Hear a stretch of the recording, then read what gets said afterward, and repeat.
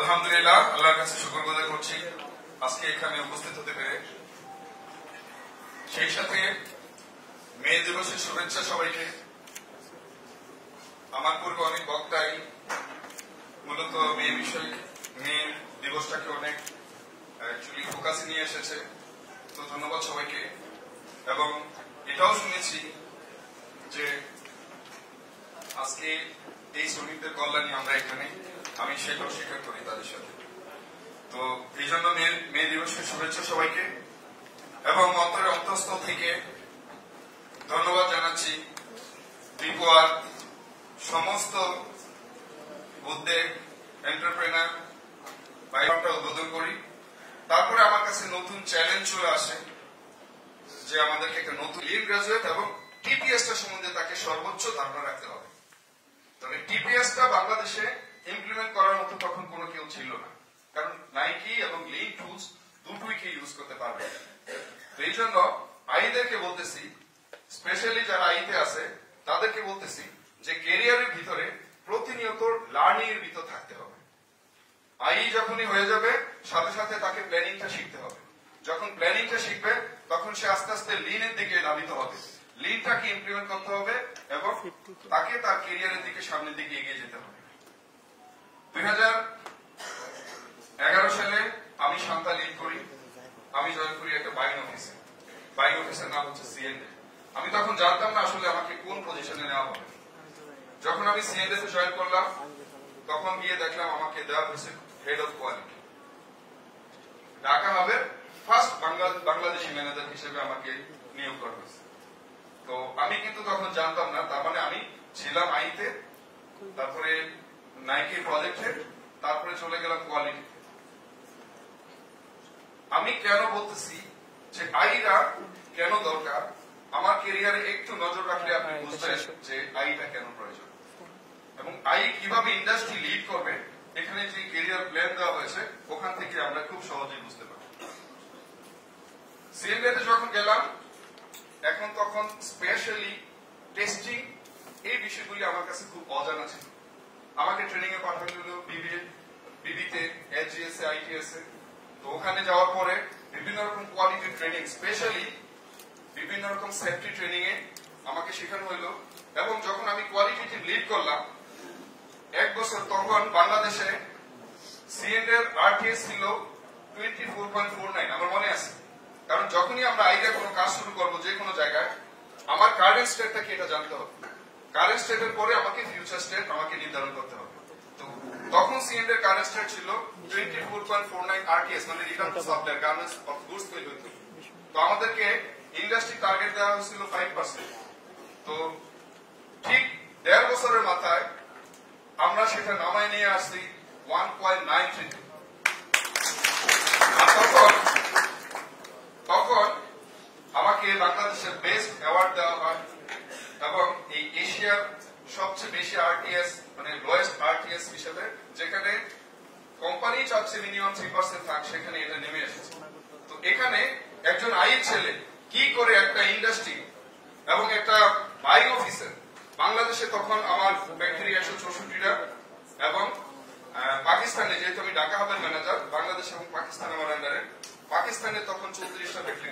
তাহলে বাংলাদেশ এবং পাকিস্তান দুটো জায়গাতেই আমরা কোলাবোরেটিভলি এত বেশি নিয়ে এসেছি, যার কারণে একটা এটা কে পারছে, একটা আই ছেলে।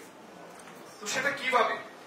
কারণ আইরা ক্রিটিক্যাল অ্যানালাইসিস করে, আইরা প্রত্যেকটা জিনিসের ডিপ এবং রুটে ঢুকে।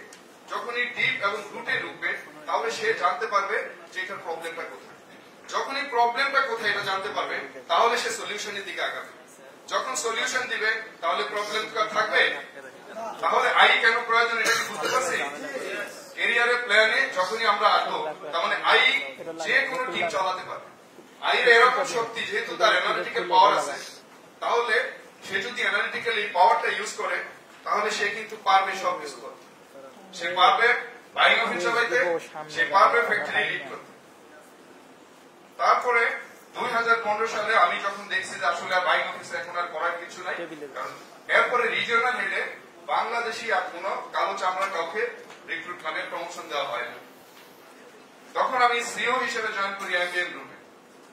অর্থাৎ 2001 থেকে 2015 এখানে 15 বছরের ক্যারিয়ারে সিইও দেখানো হয়েছে। তো আমি 14 বছরে আলহামদুলিল্লাহ সিইও হয়েছি।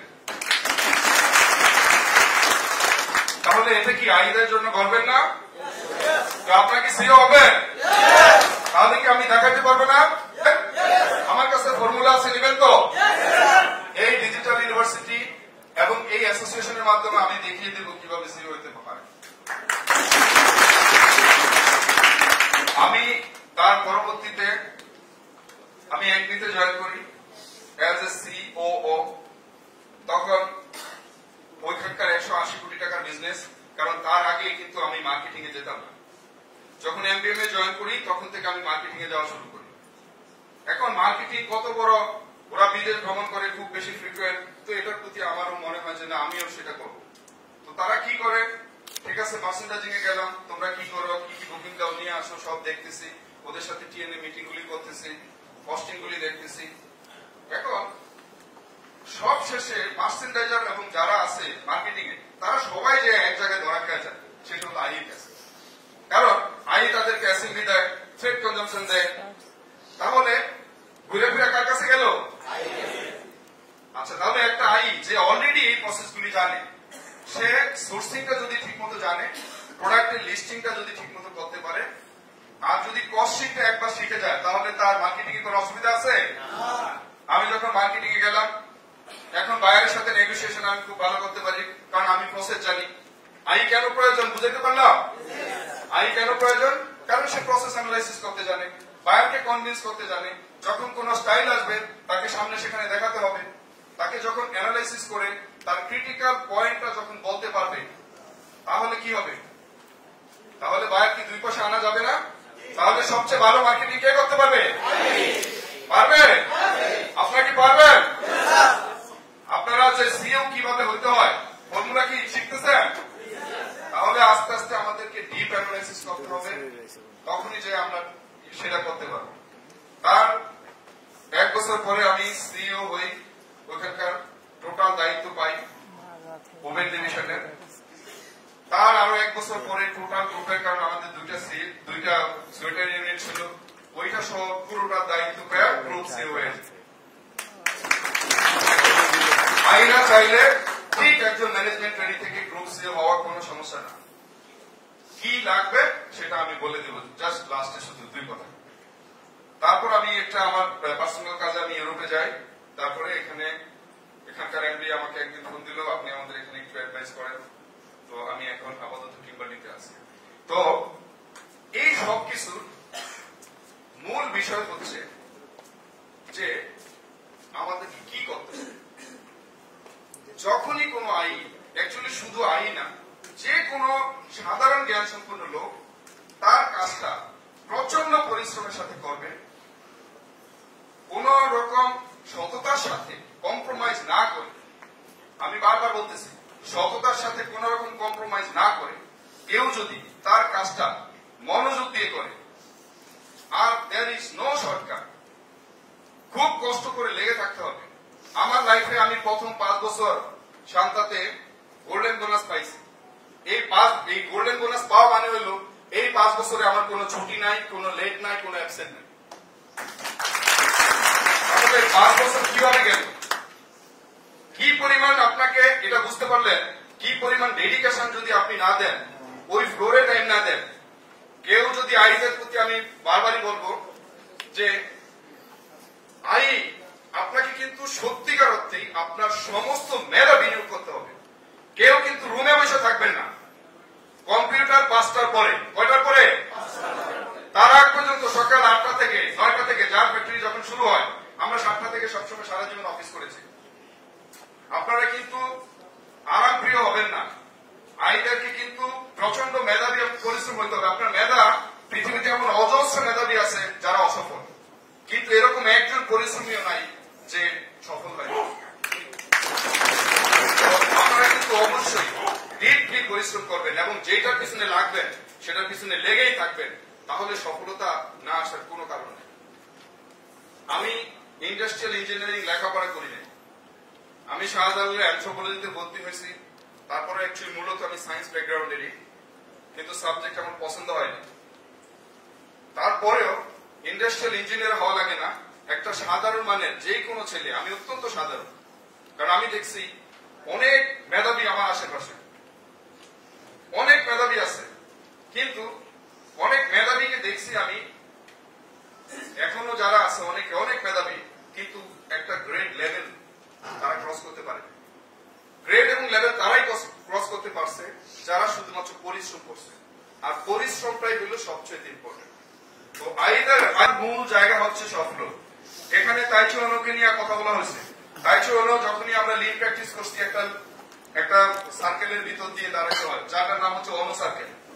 অনো সার্কেল এমন সময় গেছে সে নিজে প্র্যাকটিক্যালি তারাই ছিল এক জায়গায়, বেকার না থাকি তারা হিউজলি কিন্তু এটা নিয়ে কাজ করে।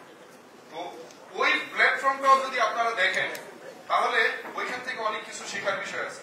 তো সরি আমি অনেক কথা বলে ফেললাম, সবাই বিরক্ত হইলেন না তো? যাই হোক, তো ধন্যবাদ সবাইকে। তো আমি চাচ্ছি ঠিক একইভাবে আমরা যাতে বিজিডব্লিউটিএফ, ওরা কিন্তু গভর্নমেন্টের কাছে অলরেডি চিঠি দিয়েছে, ওদেরকে বিশাল উত্তরা এই নতুন 18 নম্বর সেক্টর ওদের জায়গা দিয়েছে গভর্নমেন্ট। তো আমি আশা করি ঠিক একইভাবে আমাদের এই ডিজিটাল ইউনিভার্সিটির প্ল্যাটফর্মে আমরাও সেরকম কিছু করতে পারবো, আমরা সামনে এগিয়ে যেতে পারবো।